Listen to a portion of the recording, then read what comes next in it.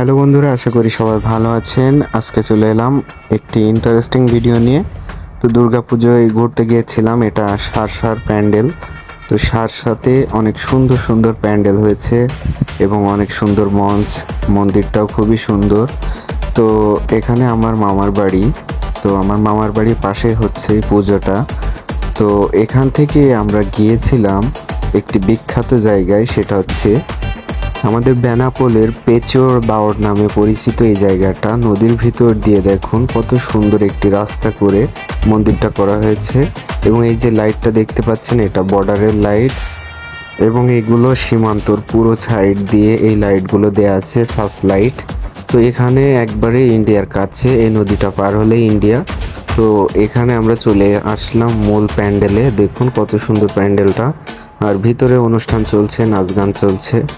দেখা যাচ্ছে একজন খুব সুন্দর ডান্স করছে ভিতরে।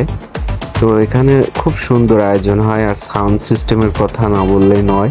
এই সাউন্ডটা অনেক দূর থেকেও পাওয়া যায়, এমন সাউন্ড গ্যালারি আরও 2-3টা করেছে ভিতরে। তো খুবই সুন্দর অনুষ্ঠান হয় এখানে। এখানে যদি কেউ কখনো আসেন বুঝতে পারবেন, খুবই সুন্দর জায়গা।